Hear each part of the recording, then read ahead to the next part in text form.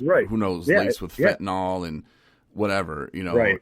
So Exactly. in Yeah, his and mind, he yeah, was like I guess Robin it's Hood, a thin line. Right.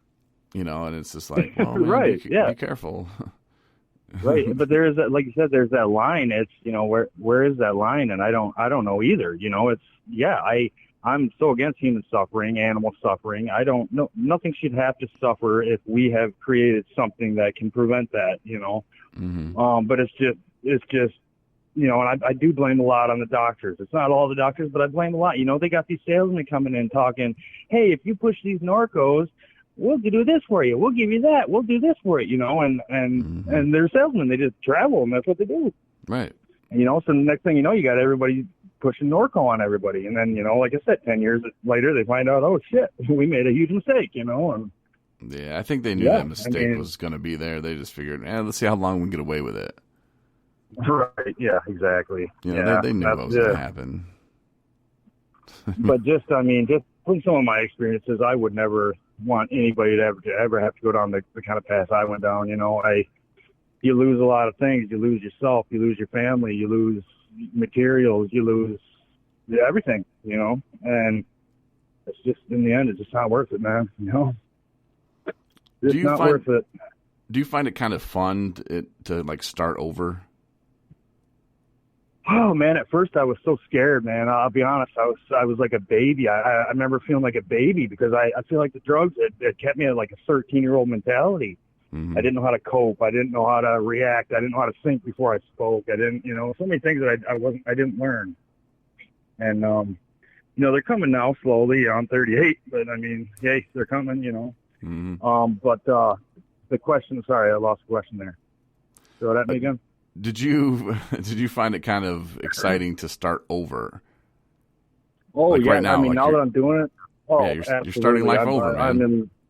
I love it. Yeah, I needed it. I definitely needed it. I can look out my window and see the water, It's amazing, Yeah. And the water, too, just the air around water. I need to be by water, too, So, like I said, it all seems to happen for a reason, and so all I can do is just keep working hard and, stay faithful to everything. And, I feel like, things are going to keep going well, Mm-hmm. But that's a good feeling, instead of feeling doomed, for so many years, But I hear it so much from people who are afraid to lose those material things and to go to treatment. And I tell them, I'm like, well, you're going to lose that stuff anyway. Do you just want it to take longer, or do you could sell it now and actually get ahead of the game and go to treatment and start over? And they're like, no, man, I got this job and I can't go to treatment. I can't do this and that. And I'm like, well, okay, well, you're going to lose it, but okay, I'm just telling you this will happen. And they just kind of look at me like I'm kidding. They don't believe, yeah. And I'm not. Yeah, they don't believe. They're in a little world, and it's hard to speak or to hear anybody when you're in that bubble that you're in. I get it. It's like, even with relationships, God, you told me about, I started seeing that girl in rehab. You told me that's probably not the best idea, Paul, and but to me, I hadn't been with anyone in over 10 years, and I was lonely. I thought, hell, if I get a girlfriend, maybe I'll be all right again, Mm-hmm. And well, that flipped up terribly upside down. So your advice was right on, my friend. But when I was in it, I didn't see it. I didn't see it at all. But now that I'm out of it, I can see it clear as day. Like, oh yeah. And I guess she's living with her last rehab boyfriend now. So it's kind of funny how it works out. Yeah. Yes. Well, you got lucky on that one. That's how I look at that. Yeah. But, I did. I absolutely did. You're in treatment. It's been 10 years, and to get that kind of attention when you're feeling at your lowest, it feels great, man. Needed it. Yeah. And it did. It felt so good. I've caught feelings before. You get up in the morning, somebody's waiting outside your apartment for you. You're like, really? Or whatever, motel, it's like, hey, it's different, man. It's all good. Mm-hmm. Yeah. But you just got to know to leave them there. Like this is, right. Right. That would be my advice to anybody going, don't run away from affection, because we need affection. We really do. But just call a spade, right. and just say, hey, look, I'm not leaving here with a rehab girlfriend. And right. when I leave here, we're going to go our separate ways. But you know what? I met some incredible people, and just kind of keep it like that, and not the whole, when we leave here, we're going to move to Florida, and we're going to, buy a house, and we're going to raise kids. Bad idea. No, that's probably horrible idea. Yeah. Yeah, you can just tell them that you want to stay exactly longer. What happened. Right, that's exactly what happened. Mandy and then Allie, when we got out, we were supposed to get a place where Allie was from in Toski, right? Mm-hmm. Well, I waited months. I put my life on hold for these girls to get out of rehab and to do this. And then, halfway through, I find out all the plans changed. This isn't happening, blah, blah, yada, yada. And it really screwed me, honestly. It really hurt and screwed me bad. And I still don't think those girls realize the extent that they really hurt me, so. And it sucks, but it is what it is. But, things worked out for the best. So, hey, I'm glad it worked out that way, Yeah. In the end, so.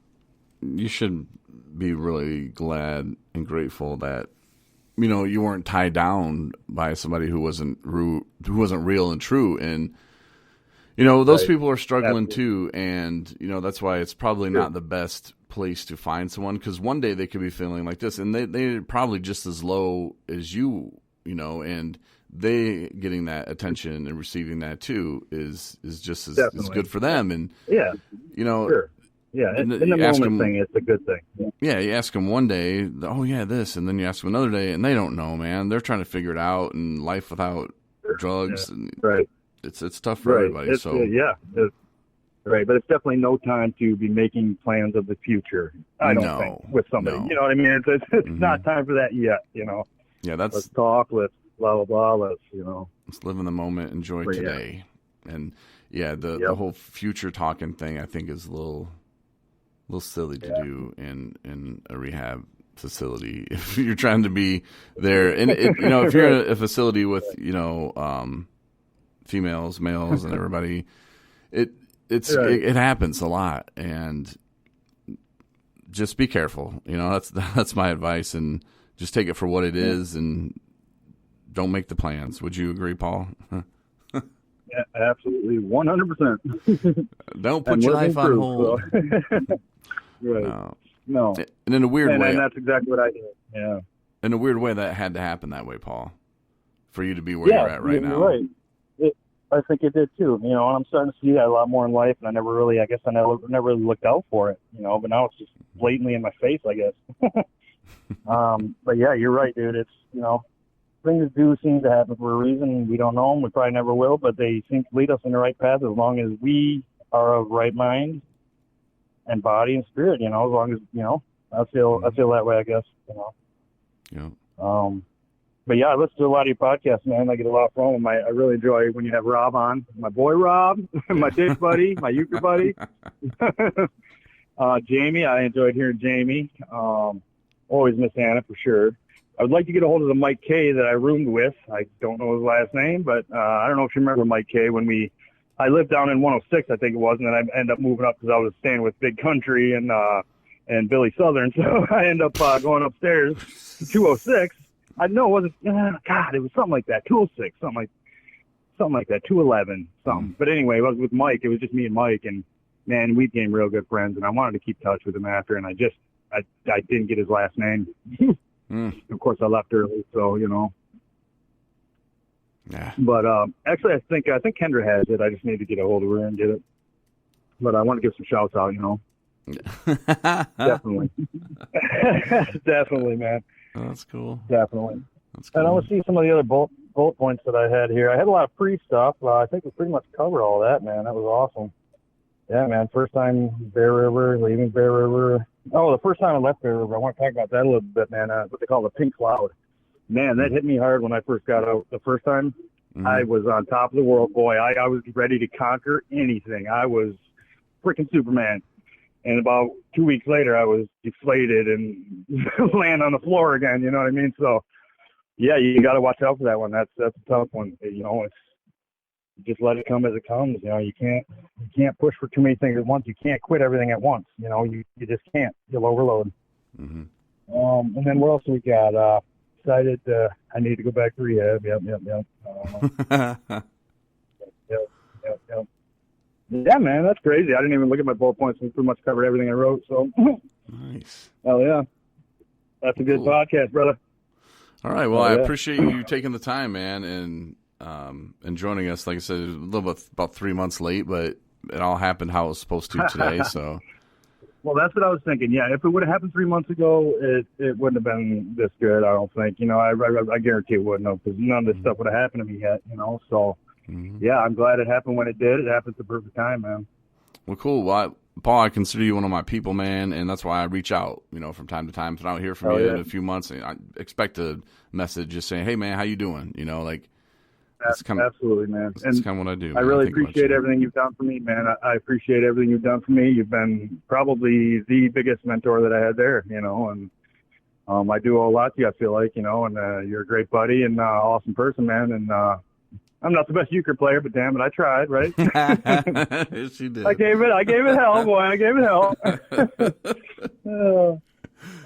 Cool. All right, Paul. Well, until next time, man, thanks again for being on the podcast, and thanks for showing us love. Sounds good, man. 217, baby. All right, later, Paul. Peace. Friend Paul, who, like I said earlier, and as you could probably tell, we were in treatment together, and then he came back to the center later and seems to be doing well. And it's good to hear from people like Paul who have slipped and picked themselves back up, righted the ship, as they say, and I had to do that many times. And finally, the ship leaves the yard and it goes out to sea for who knows how long. And right now, it's over 20 months for me clean, and it's the longest I've ever had. 2 years will be December 15th, and just to think 2 years clean is almost mind blowing to me. Early recovery, it's hard. Like, I remember having 3 months and somebody had 6 months. And I'm like, how do you get that much clean time? And now I'm, coming up on 2 years, and the thoughts about drinking have gone away, and when I do get into situations, I don't think about, well, I'm going to drink my way out of this one. I think of, well, what can I do to make this better? Here's a situation. What can I do to change it if it needs to be changed, or if I can do anything at all? Maybe I just need to accept it. But Paul, I'm glad he's doing well, though, and kind of scared me because he'd won a few months and I hadn't heard anything from him. And I was like, okay, well, I'm going to check on Paul. But then he told me all the good news, and it was like, great, man, let's do this podcast. You ever going to do it? And he was like, absolutely. So glad he could join me, and I'm glad that you're listening. Really do appreciate that. Share it with your friends. We have the app now that's live in the Google Play Store. So if you have an Android phone, you just get the app, 217 Recovery. Takes you right to our website. And as my mom will say, the little buttons are a little too small on the bottom, but I don't know, man. We're still working on it. You can read the blogs, the podcast, all that good stuff is right there for you. And we're going to be rolling out for Apple phones in the App Store within a week or two.